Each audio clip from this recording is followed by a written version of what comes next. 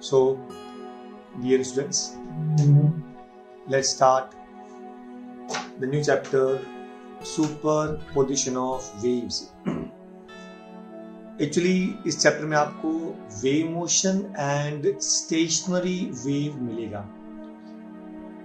I repeat, superposition of waves actually contains wave motion and stationary wave. Contains wave motion and stationary wave. Now, सबसे पहले what is wave motion? Wave motion के लिए आपको एक medium की जरूरत पड़ेगी. उसकी दो कंडीशंस हैं, उसकी दो इंपॉर्टेंट प्रॉपर्टीज हैं. The medium must possess elasticity and inertia. ये सबसे इंपॉर्टेंट प्रॉपर्टीज है वेव मोशन के लिए.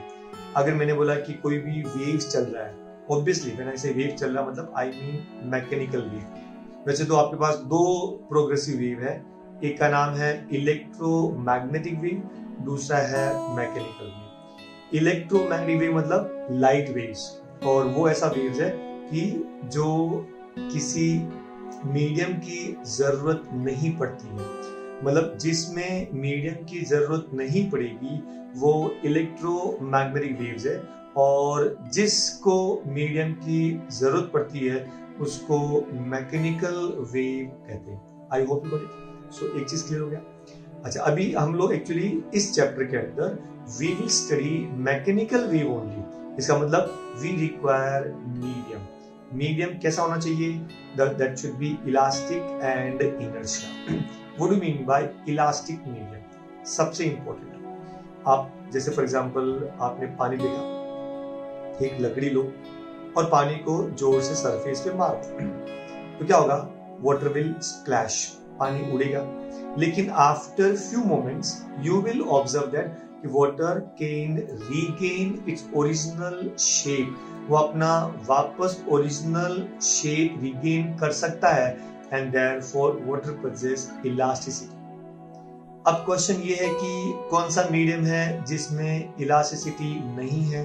तो आप ले लो रेत, सैंड, रेत का ढेर ले लो. अभी सैंड पे आप एक लकड़ी लो और उसको 4-5 बार मारो, सैंड यहाँ बिखर जाएगा. And wait for 5 minutes. आप 10 मिनट देखो, 15 मिनट देखो, क्या अपने आप रेत वापस आके उस जगह वैसा ढेर बन जाएगा क्या? वैसा कोन बन जाएगा क्या? नहीं बनेगा. इसका मतलब ये हुआ कि sand is not elastic. Is that clear? कोई डाउट? तो पहला आपको प्रॉपर्टी समझ में आ गया, the medium must possess elasticity. दूसरी बात, इट मस्ट पोजेस इनर्शिया. वैसे एक तो इनर्शिया होता है ability of the particle to maintain its state of rest और यूनिफॉर्म मोशन. एक वो इनर्शिया होता है. लेकिन यहाँ पे द वर्ड इनर्शिया मीनिंग हल्का सा अलग है. उसमें ऐसा हुआ, अगर आपने एक पार्टिकल को डिस्टर्ब किया, फॉर एग्जांपल आपने ऑब्जर्व किया रहेगा, आप एक पत्थर लो और पत्थर को आप पानी पे गिरो, जहाँ पे पत्थर गिरेगा वो वाला पार्ट सबसे पहले डिस्टर्ब होगा, उसके मॉलिक्यूल्स डिस्टर्ब होंगे. जैसे ही मॉलिक्यूल्स डिस्टर्ब होंगे दे विल ऑसिलेट. उसको बोलेंगे ऑसिलेटरी मोशन. ये बहुत इंपॉर्टेंट है इस पर्टिकुलर चैप्टर के अंदर. Everywhere remember, whenever I say the medium is disturbed, तो every particle will perform oscillatory motion. अब आपने देखा रहेगा कि जब वो एक पार्टिकल ऑसिलेटरी मोशन परफॉर्म करता है तो उसके बाजू वाले पार्टिकल को डिस्टर्ब करेगा. तो इसने अपने बाजू वाले पार्टिकल को डिस्टर्ब किया, तो जैसे वो पार्टिकल डिस्टर्ब होंगे they will perform oscillatory motion. They will disturb another particle, उसके आगे वाले पार्टिकल को डिस्टर्ब करेंगे, वो वाले भी परफॉर्म ऑसिलेटरी मोशन. मेरा कहना है मतलब ये हुआ कि जब भी कोई भी पार्टिकल डिस्टर्ब हुआ है, सबसे पहले the particle will perform oscillatory motion. The particle will perform oscillatory motion. I hope you got it. So in this way the particle will perform oscillatory motion. तो इसमें क्या होता है कि जो पहला पार्टिकल था उसने एनर्जी लिया, and then energy was, it was given to neighboring molecule, then again to neighboring molecule. So this absorption of energy and the transfer of energy to the neighboring molecule is called as inertia. I hope you got it. पक्का समझा आपको? तो एक बात याद रखिए, for a particle, for a wave to move in medium, the medium must possess elasticity and inertia. Must possess elasticity and inertia. ये दो बातें आपको याद रखना है। कोई भी आप चैप्टर पढ़ेंगे इसके अंदर, वेव्स के अंदर, तो ये दो बहुत इंपॉर्टेंट है। सबसे इंपॉर्टेंट चीज ये हुआ, the medium in which the wave travels must possess elasticity and inertia. Agree? अब चलते हैं आगे। What do you mean by wave motion? ये देखो आपको पहले wave motion है। ये wave motion मतलब क्या होता है? वापस एग्जाम्पल लेते हैं। पानी है, आपने एक पत्थर लिया और उसको डिस्टर्ब किया। जैसे आपने पत्थर फेंका, पत्थर के पास में जब आपने उसको फेंका ना, उस समय जब आप फेंक रहे थे, जब आप होल्ड कर रहे थे, उस समय उसके पास में एनर्जी, उसका नाम है पोटेंशियल एनर्जी। क्या नाम है? Potential energy. और जैसे आपने उसको रिलीज किया, the potential energy will be converted into kinetic energy. इसीलिए वो मूव कर रहा है। And moving body possess kinetic energy. जैसे वो पार्टिकल पानी के सरफेस पे गया, the waters molecules will be disturbed, और जब वो डिस्टर्ब होंगे तो क्या होगा? these molecule will oscillate, और जब वो ऑसिलेट करेंगे तो नेबरिंग पार्टिकल को वाइब्रेट करेंगे और नेबरिंग पार्टिकल वाइब्रेट करेंगे। इन this way every particle will perform oscillatory motion. तो सबसे पहले what's a wave motion? Is an oscillatory disturbance. It is an oscillatory disturbance, मतलब ये ऐसा डिस्टर्बेंस है कि वो ऑसिलेट भी करता है और अपने नेबरिंग पार्टिकल को डिस्टर्ब भी करता रहेगा। So it's an oscillatory disturbance which travels through the medium. आपको मैंने एग्जांपल दिया था पानी का, तो पानी में डिस्टर्ब हुआ, आप देखा कि पानी में छोटा सर्कल, बड़ा सर्कल, बड़ा सर्कल, बड़ा सर्कल, बड़ा सर्कल, और उस circle keep on enlarging in all possible directions. आपने देखा रहेगा। So I mean to say it's an oscillatory disturbance which travels through the medium. यहाँ पे मीडियम कौन है? पानी। Which travels through the medium from one place to another, from one place to another without change in form. उसका form change नहीं होता है। इसका मीनिंग क्या हुआ? Please try to understand. मान लो आपने पानी को यहाँ से डिस्टर्ब किया, तो ये उसका मेन पोजीशन था, यहाँ पे डिस्टर्ब किया। जैसे ही पार्टिकल डिस्टर्ब होता है, सबसे पहले पानी जो पार्टिकल है वो ऊपर जाएगा। रीजन क्या है कि water can not be compress. पानी कॉम्प्रेस नहीं हो सकता, इसके लिए मॉलिक्यूल्स नीचे नहीं जा सकते क्योंकि उसके पास में जगह ही नहीं है। तो सबसे पहले मान लो वो मॉलिक्यूल था वो ऊपर जाएगा, तो मॉलिक्यूल ऊपर जाएगा। अभी there is a maximum displacement up to which the water can go, मतलब एक मैक्सिमम डिस्प्लेसमेंट है जहां तक पानी है वो ऊपर जा सकता है। ऐसा नहीं होगा कि आपने छोटा सा पत्थर फेंका और पानी 2 किलोमीटर ऊपर चला गया, नहीं जाएगा। I hope you got it. तो हार्डली 2 सेंटीमीटर 3 सेंटीमीटर ऊपर जाएगा। तो there is a maximum displacement up to which the particle go, and this maximum displacement is called as amplitude. इसका नाम क्या है? एम्पलीट्यूड। ए मतलब amplitude. So maximum displacement of the particle from the mean position is called as amplitude. I hope you got it. तो सबसे पहले जैसे ही पार्टिकल डिस्टर्ब हुआ, पार्टिकल पहले ऊपर जाएगा, उसके ऊपर जाने के बाद में वापस पार्टिकल मीन पे आएगा। देखो नंबर 1 ऊपर गया, नंबर 2 वापस मीन पे आया, पार्टिकल वही है तो मीन पे आया। इसके बाद में पार्टिकल फिर नीचे जाएगा, and particle will go extreme down, again amplitude तक जाएगा, मतलब मैक्सिमम डिस्टेंस ट्रेवल करेगा। उसके बाद में वापस particle will go to the mean position, वापस वो मीन पोजीशन पे आएगा। In this process the particle has completed one oscillation. The particle has completed one oscillation. I hope you got it. So वापस देखिए, इसको बोलते हैं फॉर्म ऑफ पार्टिकल। ऐसा नहीं होगा कि पार्टिकल ऊपर गया और वो भूल गया और ऊपर चलता रहा, ऐसा पॉसिबल नहीं है। There will be a fixed form. There will be a fixed form. मतलब पार्टिकल मीन से ऊपर जाएगा, फिर वापस मीन, फिर नीचे, फिर वापस mean. In this way, the particle keep on oscillating about the mean position, about the mean position. I hope you got it. इसको बोलते हैं form of the particle.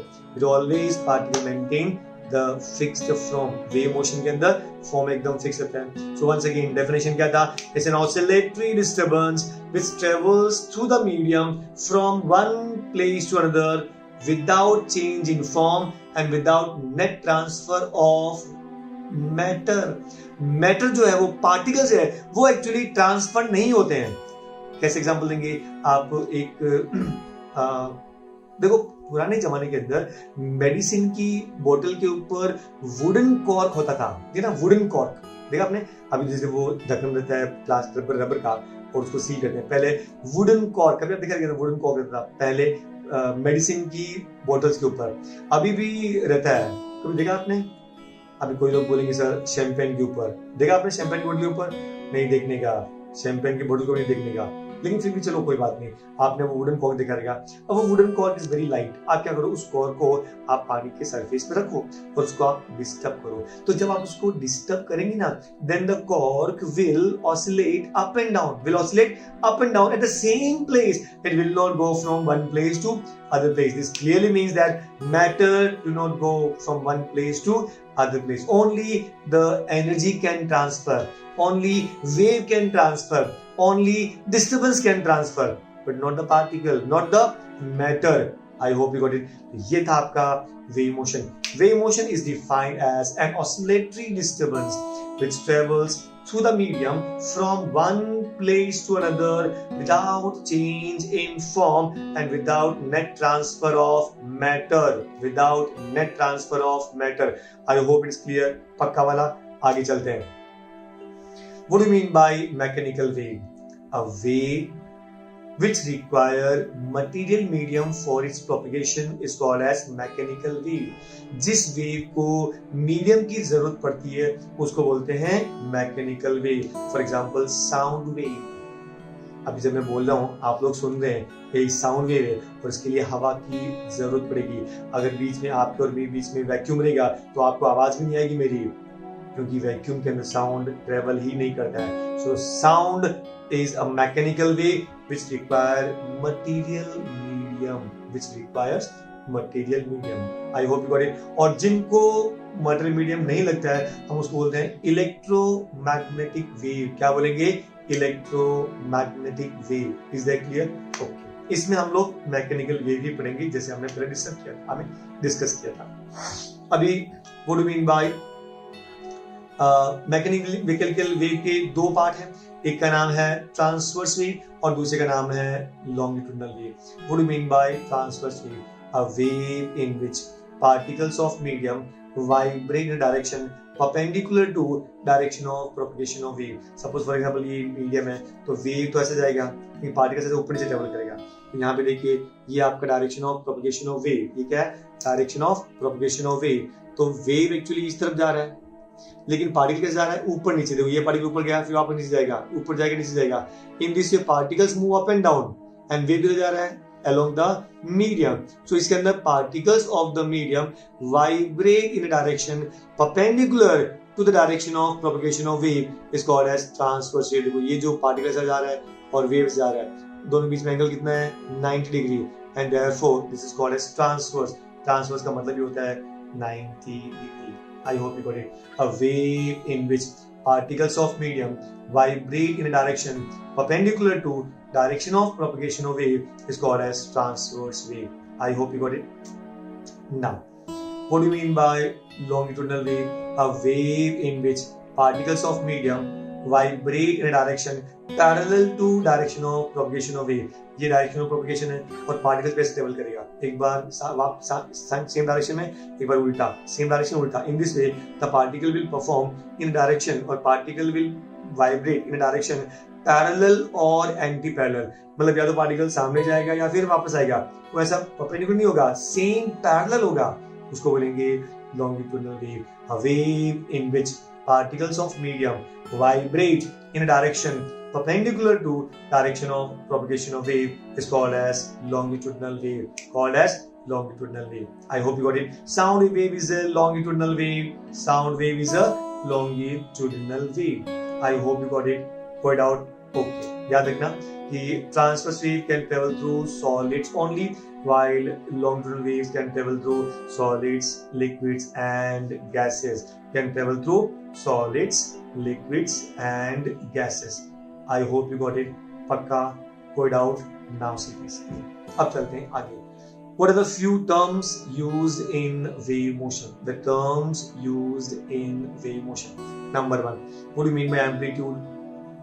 The maximum displacement of the particle from mean position. The maximum displacement of the particle. आपको मैंने कहा था ना कि जब आप वेव को डिस्टर्ब करेंगे तो particle will go up. maybe 2 centimeter, maybe 3 centimeter, maybe 4 centimeter, but it will go up. तो जितना वो maximum कितना जाएगा उसको बोलेंगे amplitude. So what's amplitude? Maximum displacement of the particle from mean position is called as amplitude. Called as amplitude. I hope you got it. Now, what is time period? एक particle, look at this part again. एक particle mean position पे था. जब ये particle ऊपर जाएगा, फिर वापस मीन पे आएगा, फिर नीचे जाएगा और वापस मीन पे आएगा, तो it completes one oscillation. It completes one oscillation and therefore इस पूरे एक ऑसिलेशन खत्म करने के लिए जो टाइम लगेगा उसको हम लोग बोलेंगे पीरियड ऑफ ऑसिलेशन. क्या बोलेंगे? Period of oscillation. और वैसे time period, the time taken by the particle to complete one oscillation is called as period of oscillation. I hope you got it. Next, what do you mean by frequency?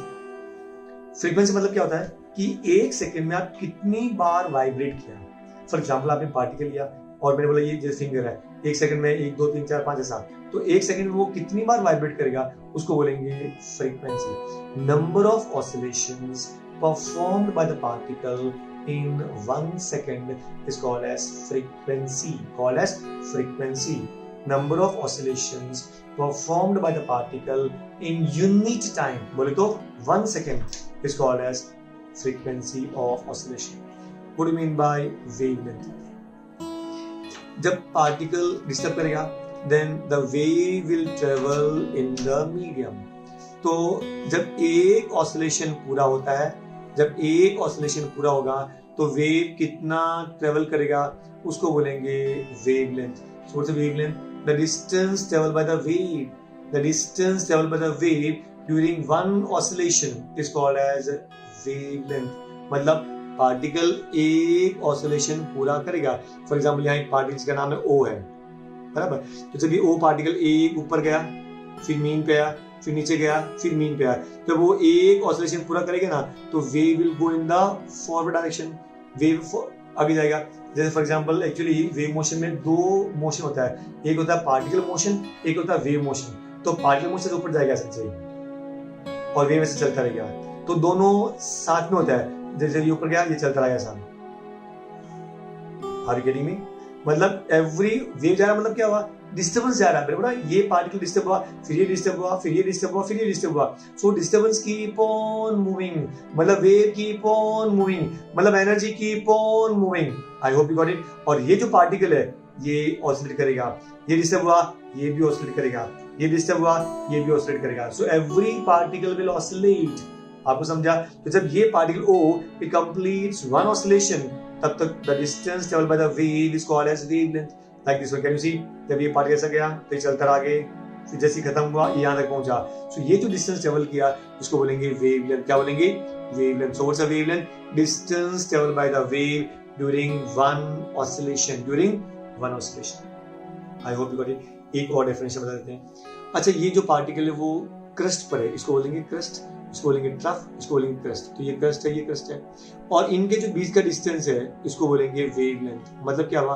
Crust and crest मतलब they are in the same state of vibration. They are in the same state of vibration, मतलब ये भी ऊपर ये भी ऊपर से, इसलिए इसको बोलेंगे सेम स्टेट ऑफ वाइब्रेशन. अच्छा, ये ट्रफ है और ये भी ट्रफ है, तो they are also in the same state of vibration, तो उनके बीच का डिस्टेंस भी वेवलेंथ होगा. So what's a wavelength? Distance between the two successive particles which are in the same state of vibration. जब दोनों क्रस्ट पर रहेंगे या दोनों ट्रफ पर रहेंगे उनके बीच का जो डिस्टेंस है उसको बोलेंगे wavelength. So what's a wavelength? The distance between two successive particles which are in same state of vibration is called as wavelength. I hope you got it. What's a wave velocity? Velocity का formula क्या होता है? Distance upon time. So distance traveled by the wave in unit time is called as wave velocity. The distance traveled by the wave in unit time is called as wave velocity. I hope you got it. So formula क्या है velocity का? V is equal to f lambda. V is equal to f lambda. I hope you got it. कोई doubt आपको? याद रखना, ये आपका transverse wave है और ये आपका लॉन्गिट्यूडनल वेव है. Transverse wave travels in the form of crest and trough, and the longitudinal wave travels in the form of compressions and rarefaction. Is that clear? What's a compression? Compression is the region where particles are close to each other, and rarefaction is the region where particles are away from each other. I hope you got it. Put out pakka. Now see please. What do you mean by progressive wave? A wave which travels continuously in the forward direction. A wave which travels continuously in the forward direction is called as progressive wave. Called as progressive wave. A wave which travels continuously in the forward direction is called as progressive wave. I hope you got it. So जैसे जो wave electromagnetic wave है वो हमेशा आगे चलता रहेगा. Even जिस waves on the surface of water है वो भी आगे चलता रहेगा. So जो वेव आगे चलता रहेगा उसको बोलेंगे progressive wave. Is that clear? Now see the properties of progressive wave one by one. Number one. In progressive wave, the particle perform simple harmonic motion. हम डिस्कस किया था हम लोग last time. It perform simple harmonic motion. It performs simple harmonic motion. I hope you got it. A wave in which every particle will perform simple harmonic motion. Clear one? Number two. हर एक particle का every particle will have the same amplitude, time period and frequency. मतलब एक particle है, अगर वो 4 centimetre आगे जाएगा तो नेक्स्ट वाला पार्टिकल वो भी 4 सेंटीमीटर ऊपर जाएगा, उसके ऊपर नहीं जा पाएगा. मतलब हर एक पार्टिकल का मैक्सिमम डिस्प्लेसमेंट फिक्स है. कितना? 4 सेंटीमीटर. वैसे अंदर की बात ये है कि अगर जनरली ऑल द फिनोमेना है वो डैम्प्ड है. डैम्प्ड मतलब क्या हुआ? उसमें एनर्जी लॉस होता है. तो ऑब्वियसली पहली बार जब आपने देखा ऑसिलेशन होता है सिंपल पेंडुलम का तो बहुत दूर जाएगा, फिर आपने स्लो कम होता है. सेम थिंग वेव में वैसे होता है. लेकिन हम लोग आइडियल केस कंसिडर कर रहे हैं. क्या कंसिडर कर रहे हैं? Ideal case. उसमें मतलब क्या होता है कि आप ये मान लीजिए कि एनर्जी लॉस होता ही नहीं है. जब एनर्जी लॉस नहीं होगा तो कहने मतलब हुआ कि every particle will move the same maximum displacement. Maximum displacement is called as amplitude. I hope you got it. Now, so same amplitude, time period and frequency तीनों सेम होगा उस पार्टिकल का. तीसरा, जब आपने इसको डिस्टर्ब किया तो क्या होगा कि पहला पार्टिकल डिस्टर्ब हुआ और एक ऑसिलेशन पूरा किया तो phase changes by 2 pi. Is that clear? तो अच्छा उसके बाद वो वेव आगे जाएगा तो फिर ये डिस्टर्ब हुआ तो इसका फेज इससे अलग है क्योंकि ये पहले डिस्टर्ब हो गया. इसलिए इसका फेज ज्यादा. ये बाद में डिस्टर्ब हुआ उसलिए उसका फेज कम. इसका मतलब हर एक पार्टिकल का the phase keep on changing. तो रिमेंबर ये बात याद रखना कि when the particle is disturbed, wave will travel. Then wave जो हर एक पार्टिकल का जो फेज है वो पहले वाले से कम रहेगा. I hope got it. I repeat क्योंकि अच्छा सिंपल है. अगर सपोज फॉर एग्जांपल आज a child was born today, एक बच्चा आज पैदा हुआ तो आज सपोज इट इज लॉकडाउन का पीरियड चालू है एंड देन इज ऑलमोस्ट आज क्या है सपोज से 5th में है. तो जो भी है जो मान लो जैसे टाइम किया हुआ तो कहने मतलब ये हुआ कि सपोज आपने आज जो 5th में है तो 5th मई के अंदर एक चाइल्ड बोर्न हुआ और दूसरा चाइल्ड बोर्न हुआ 6th मई को. इसका मतलब क्या हुआ? पहला वाला चाइल्ड उससे 24 घंटे बड़ा है कि नहीं है. तो कहना मतलब ये हुआ कि जो पहले डिस्टर्ब हुआ उसका फेज 2 पाई बढ़ गया. उसके बाद हर एक पार्टिकल का फेज उससे कम रहेगा. I hope you got it. पक्का? So phase of every particle keep on changing. कोई डाउट? नेक्स्ट, एवरी पार्टिकल जब वो ऊपर जाएगा जैसे एक्सट्रीम पोजीशन पे गया तो एक्सट्रीम पोजीशन पे जाने के बाद में हल्का सा रुकता है but momentarily it gets rest. आपको समझा? It comes to rest momentarily. उसके बाद वापस आगे जाएगा और जब वो मेन पोजीशन पे आएगा तो speed is maximum. Are you getting me? हमने डिस्कस किया था ऑसिलेशन में. जब ऑसिलेशन देखा कि जब कोई पार्टिकल एक्सट्रीम पोजीशन पे जाता है वहां जाने के बाद वो रुक जाता है और जब वो मेन पोजीशन पे आता है तो उसका स्पीड मैक्सिमम रहता है. So what I say, when this particle perform the oscillating motion, उस समय भी क्या होगा कि एक्सट्रीम पोजीशन पे जाने के बाद में पार्टिकल हल्का सा रुकेगा फिर वो मीन पे आएगा, speed will be maximum. So it comes to rest momentarily at extreme position. जबकि at mean position its velocity is maximum. At mean position its velocity is maximum. I hope you got it now. उसके बाद में energy is transferred and not matter, ये हमने discuss किया था wave motion में कि during the wave motion the particle do not move from one point two other, but only the wave is traveling, only the energy is traveling, only the disturbance is traveling. I hope you got it. Then velocity of wave depends upon the medium, depends upon the medium. I hope you got it. जैसे for example आपका medium air है तो उसका speed क्या रहेगा 332 metre पर second. कितना? 332 metre पर सेकेंड। अगर मान लो आपने वाटर ले लिया तो वाटर में स्पीड भी ऑलमोस्ट 1500 मीटर पर सेकेंड। कितना? 1500 मीटर पर सेकेंड। और सॉलिड्स में बहुत ज्यादा। इसका मतलब क्या हुआ? The velocity depends upon the medium, depends upon the medium. I hope it's clear. Go it out. Next, there are two types of mechanical wave: transverse wave and the longitudinal wave. Then transverse wave consists of crust and trough. The convex part is called as crust and the concave part is called as trough. Similarly, longitudinal wave consists of compression and rarefaction. Compression and rarefaction. Compression is the region where particles are close to each other. Rarefaction is the region where particles are away from each other. I hope you got it. Then transverse wave can travel through solids only, जबकि longitudinal wave can travel through solids, liquid and gases. I hope you got it. Put it out. पक्का? Now say please.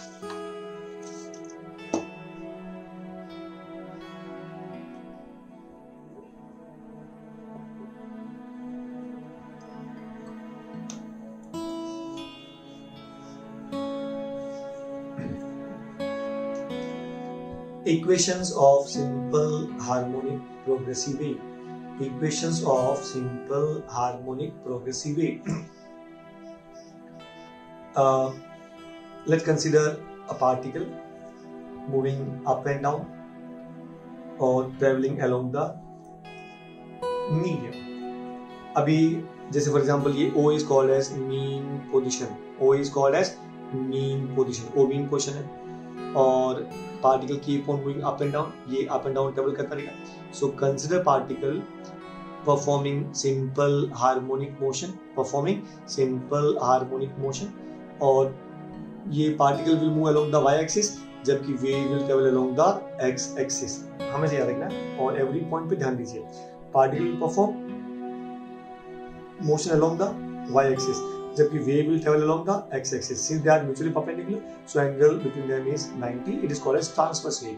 Particle ऐसे जाएगा, wave ऐसे जाएगा। अभी कैसा हुआ? जैसे डिस्टर्ब हुआ ये चलता रहेगा। जैसे एक ऑसिलेशन पूरा हुआ, वेव यहाँ पे जाएगा। 2 कंप्लीट होगा, वेव यहाँ से यहाँ तक जाएगा। In this way, the wave keep on traveling in forward direction. Agree? O is called as mean position. O is called as mean position. Particle perform simple harmonic motion. अच्छा, एक important thing, जब particle perform simple harmonic motion, then is always expressed in terms of a sin theta. In terms of a sin theta. Is that clear? दूसरी बात, अब उसको मैंने क्या बोला कि a sin theta हो गया, लेकिन what is angular velocity? Omega is nothing but what? Theta upon t. Omega nothing but what? Theta upon t. So theta क्या था आपका? Will be omega t. तो हमने क्या किया? इसको यहाँ पे सब्स्टिट्यूट कर दिया। सो थीटा का मतलब क्या हो गया? Omega T. Because what's omega? Angular frequency. What's omega?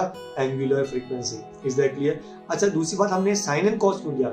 Very simple, जब पार्टिकल मीन पोजीशन पर है तो थीटा विल बी 0, साइन 0 0, तो डिस्प्लेसमेंट विल बी 0। आपको समझा? अच्छा, व्हेन एक्सट्रीम पोजीशन पे जाएगा यहाँ पे तो ओमेगा टी विल बी 90, तो साइन 90 इज 1 into a, तो 0 के बाद में a, मतलब उसके बाद वापस जब पाई आएगा तो अगेन 0, तो 0a 0a 0a 0 minus a. In this way the particle will perform simple harmonic motion. इसके लिए आपके पास केवल 2 चीज है, या तो साइन थीटा या कॉस थीटा। जब साइन रहेगा तो समझ लेने का particle starts from mean position, और जब कॉस रहेगा मतलब particle starts from extreme position. तो ये बात आपको याद रखना है कि ऑलवेज जो सिंपल हार्मोनिक मोशन होता है हमेशा they are expressed in terms of either sine or cosine, either sine or cosine. I hope you got it. तो देखो ये इक्वेशन वापस सब्स्टिट्यूट करता है। पहले मैंने साइन 0 लिया तो साइन 0 0 into a 0 मतलब particle is at mean position. फिर वापस देखिए, अगर मैंने 90 ले लिया, sin 90 1 into a तो पार्टिकल a ऊपर चला गया, आपको समझा? तो 0a, फिर वापस sin pi 0 तो वापस मीन पे आएगा। In this way this equation suggest that particle perform simple harmonic motion. ये मैथमेटिकल फॉर्म है। आई होप यू गॉट इट। कोई डाउट? एकदम पक्का? नाउ से प्लीज अब आगे चलते हैं। याद हमने डिस्कस किया था कि यहां से सपोज एक particle perform simple harmonic motion, the distance travel will be equal to lambda, what we call wavelength. मतलब distance travel by the wave during one oscillation is called as wavelength. Distance travel by the wave during one oscillation is called as wavelength, called as wavelength. अच्छा, when the wavelength हुआ तो इसका phase will be 2 पाई। ये बात याद रखना, हम बाद में डिस्कस भी करेंगे। आप ऐसे करो ना कि जब एक कोई पार्टिकल है परफॉर्मिंग यूनिफॉर्म सर्कुलर मोशन, तो ये पार्टिकल जब एक पूरा चक्कर लगाएगा तो एंगल कितना होता है 360 डिग्री, तो रेडियन में कितना हो जाएगा 2 पाई। तो जैसे ये आपका 360 हुआ और ये 2 पाई हुआ, तो ध्यान दीजिए, अगर मान लो मेरे पास में एक सर्कल है, ये सर्कल है, उसको मैंने 2 पार्ट में कट कर दिया। अच्छा, यहाँ से यहाँ के एंगल देखो, ये जब एंगल यहाँ पे जाएगा एंगल इज 360। अब मैं क्या करता हूँ, इसको मैं 2 पार्ट में कट कर देता हूँ, क्योंकि आपका ऊपर वाला पार्ट, क्योंकि आपका नीचे वाला पार्ट। कैन यू सी, ये नीचे वाला पार्ट को हमने यहाँ पे शिफ्ट कर दिया तो ये यहाँ पे चला गया। अब ऊपर वाला पार्ट देखो 180 प्लस 180 हो गया 360, मतलब 2 पाई, ये मतलब 2 pi, and this angle is lambda, this angle is lambda. I hope you got it, आपको समझा? तो एक बात आप याद रखना, during oscillatory motion, during one oscillation phase changes by 2 pi. During wave motion, during one oscillation phase changes by 2 pi, and during circular motion the full one circular motion angle made by 360 बोले तो 2 pi। तीनों एक जैसे ही। आपको ये बात समझ आएगा? ये सर्कुलर मोशन था 2 pi था, जैसे इसको मैंने मान लो कार्डबोर्ड का था, मैंने कट कर दिया तो ये हो गया आपका अपर पार्ट, ये हो गया आपका lower part, and therefore this will be 2 pi. So remember, when the path difference is lambda, ये बात आपको याद रखना, बहुत इंपॉर्टेंट स्टेटमेंट है। कम से कम आपको 10 चैप्टर के अंदर ये स्टेटमेंट आएगा। कौन सा? When the path difference is lambda, phase difference is 2 pi. Path difference is lambda, phase difference is 2 pi. Path difference is lambda, phase difference is 2 pi. अच्छा, path difference is lambda by 2, तो phase difference pi. Path difference lambda by 4, phase difference pi by 2। ये बात आपको याद रखना है। Is that clear? आगे चलें। ये जब वेव एक ऑसिलेशन पूरा किया तो वेव कहां पे आया? पी पे आ गया। जब ये पार्टिकल एक ऑसिलेशन पूरा किया तो वेव कहां पे आ गया? पी। और फेज कितना चेंज हुआ? 2 पाई। मैंने कहा था आपको कि when the particle complete an oscillation phase changes by 2 pi. Is that clear? इसका मतलब ये पॉइंट ओ और पॉइंट पी के बीच में कितना फेज डिफरेंस है? 2 पाई। कितना फेज डिफरेंस है? 2 pi. I hope you got it. अब एक बहुत इंटरेस्टिंग, इसमें फेज डिफरेंस 2 पाई है, लेकिन किसका फेज ज्यादा है? ओ का कि पी का? दोनों में डिफरेंस 2 पाई का है, दोनों में फर्क कितने का? 2 पाई का। तो बड़ा कौन हुआ? ओ बड़ा कि पाई पी बड़ा है? ओ बड़ा है कि पी बड़ा है? Let's discuss. मैंने आपसे पहले भी एग्जांपल दिया था। यहां पे suppose a child was born on 5th May 2020। A child was born on 5th May 2020. Another child was born on 5th May 2021. दोनों में 1 साल का फर्क है कि नहीं है? दोनों सेम डेट ऑफ बर्थ है कि नहीं? इसका मतलब क्या हुआ? They are in the same state of vibration. दोनों का डेट ऑफ बर्थ सेम है, इसका मतलब वो एक दिन मतलब बर्थडे सेलिब्रेट करेंगे, even though they are having the same state of vibration. लेकिन this child has already enjoyed the 365 days and nights। मतलब ये बच्चा इससे 1 साल बड़ा है। आपको समझा? इसके बाद में जितने भी बच्चे पैदा होंगे वो सब इससे छोटे होंगे। ये 1 साल छोटा है, आगे 2 साल होगा, 3 साल होगा। इसका मतलब क्या हुआ? इसका फेज सबसे ज्यादा, क्योंकि ये सबसे पहले पैदा हुआ, हमें ये सबसे पहले डिस्टर्ब हुआ, तो इसका फेज सबसे ज्यादा, तो इसका फेज इससे 2 पाई कम है। इसका फेज पॉइंट पी से 2 पाई कम है। Is that clear? याद रहेगा आपको? मतलब क्या ना, मतलब ये हुआ कि आपका ओ का जो फेज देगा उससे बाकी जितना भी पार्टिकल सबका फेज उससे कम रहेगा। पॉइंट पी उससे 2 पाई कम है। कितना कम है? 2 पाई। Is that clear? तो equation of wave of point P will be, तो पी का इक्वेशन क्या हुआ? a sin omega T minus 2 pi. Omega t क्या था? पहले का फेज था, पॉइंट ओ पे कितना था ओमेगा टी, और जबकि पॉइंट पी उससे 2 पाई कम है तो पी पे फेज कितना होगा, उसे 2 पाई कम कर लो, ओमेगा टी माइनस 2 पाई। आपको समझा? ओके, ये एकदम स्टैंडर्ड इक्वेशन था। Now consider a point Q at a distance x. Suppose phase difference is delta. Phase difference is delta. इसका मतलब ये हुआ कि पॉइंट Q का जो फेज है वो O से डेल्टा कम है, O से डेल्टा कम है। इसका मतलब क्या हुआ, इसका इक्वेशन क्या होगा, A sine omega T minus delta. I hope you got it. पक्का समझा आपको? अच्छा, अब ये डेल्टा क्या होता है, ये डेल्टा किस पे डिपेंड करेगा, ये डेल्टा डिपेंड करता है कि उसका कितना डिस्टेंस पर है वो। फॉर एग्जांपल अगर वो डिस्टेंस लैम्डा होता तो ये डेल्टा 2 पाई हो सकता था, अगर ये लैम्डा बाई 2 होता था तो ये डेल्टा पाई होता था। लेकिन उसको हमने कोई भी जनरल ले लिया, पॉइंट Q कहीं पे भी ले लिया, उस पॉइंट का नाम है Q और उसका डिस्टेंस है x, तो फाइंड करो कि वहां पे फेज डिफरेंस कितना होगा। आपको समझा? तो when the path difference is x, उस समय द फेज डिफरेंस डेल्टा है, चूंकि इसका डेल्टा इससे कम है इसलिए omega T minus delta, equation number 1। Agree? अब ध्यान दीजिए, अब हमको डेल्टा का वैल्यू निकालना है। कैसे? Very simple. When the path difference is lambda, phase difference is 2 pi. I repeat, when path difference is lambda, phase difference is 2 pi.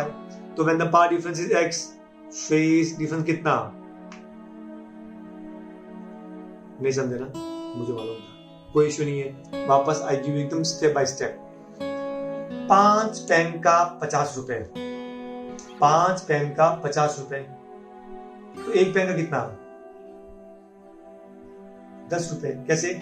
Divide करो, 5 पेन का 50, तो एक पेन का 50 अपॉन 5, 50 अपॉन 5, 10 रुपए हो गया। तो 2 पेन का 10 इंटू 2 20। मतलब अगर आपको एक का पूछेंगे ना तो डिवाइड करने का, और उसके बाद में ज्यादा का पूछेगा तो मल्टीप्लाई करने का। इसको बोलते हैं यूनिटरी मेथड। क्या बोलते हैं? Unitary method. क्या बोलते हैं? Unitary method.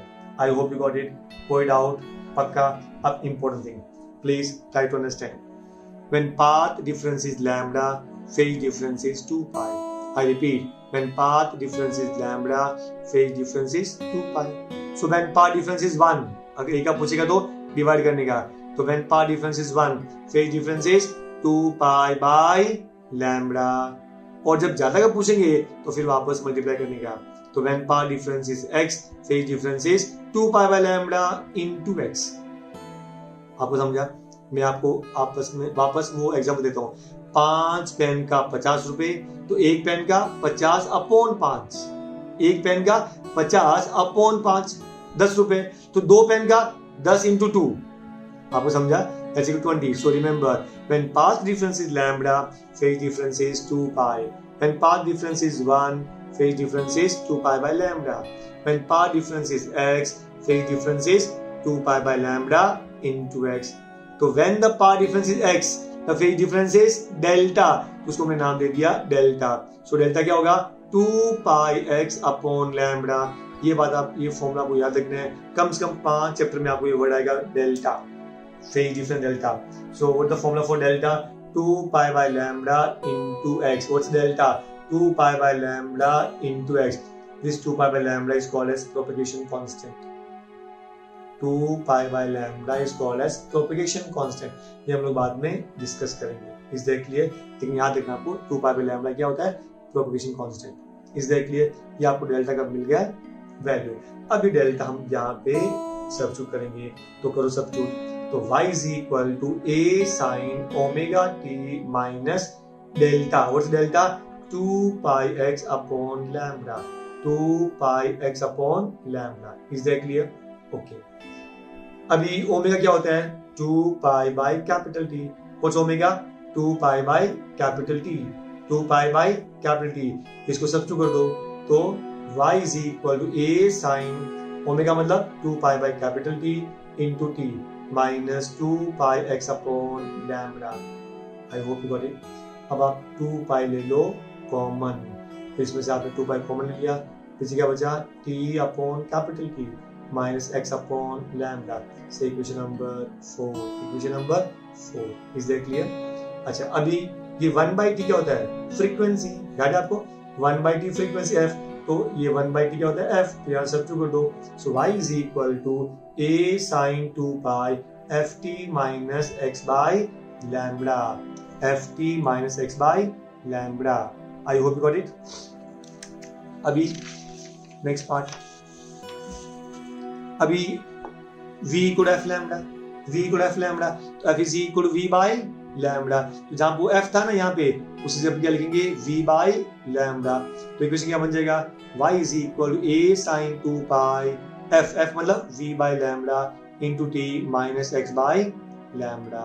देखो यहाँ पे अभी 1 बाय लैम्बडा दोनों में कॉमन है, तो 1 बाय लैम्बडा ले लिया कॉमन, तो पीछे क्या बचा, a sin 2 pi by lambda, आपने 1 बाय लैम्बडा कॉमन ले लिया, ऊपर बचा vt minus x, vt minus x। I hope got it. तो आप ये 4 इक्वेशन आपको याद रखनी है, बिकॉज आई रिपीट, मैंने क्या बोला, चाहे वो CT हो, JEE हो या नीट हो, एक चीज आपको याद रखना है, अगर ये चारों फॉर्मूले आपको याद है तो आपको एग्जाम के अंदर सम्स सॉल्व करने में कोई डिफिकल्ट नहीं होगी and you will take less time. लेकिन अगर आप ये डिराइव करने बैठेंगे, आप क्या बोलेंगे, मैं तो एकदम स्किल्ड आदमी हूँ, मैं आई कैन डिराइव, उस डिराइव के चक्कर के अंदर एग्जाम के अंदर आपका पेपर कंप्लीट होता नहीं है, और उसी वजह से फिजिक्स में सब लोग रोते हैं कि बहुत मार्क्स का मिलेगा। क्यों?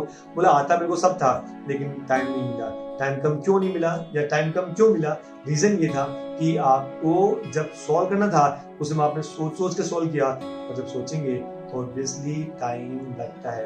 अदरवाइज पहले से प्रिपेयर करके जाओ कि ये मुझे 4 इक्वेशन आती है, then it will take less time and you can solve more and more sums and you will be able to complete your papers in time. So वापस देखो ये 4 इक्वेशन क्या था, y is equal to a sin omega t minus 2 pi x upon lambda, a sin 2 pi क्या था आपका, a sin omega t minus 2 pi x upon lambda।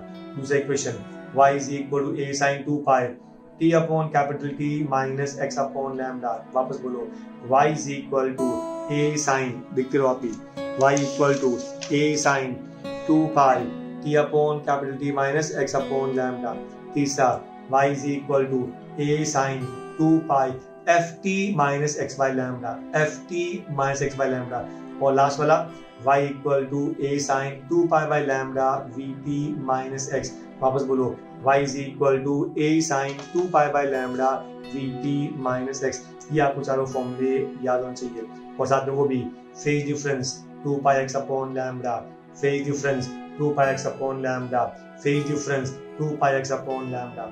ये था आपका equations of simple harmonic progressive wave, very very important. I hope you got it.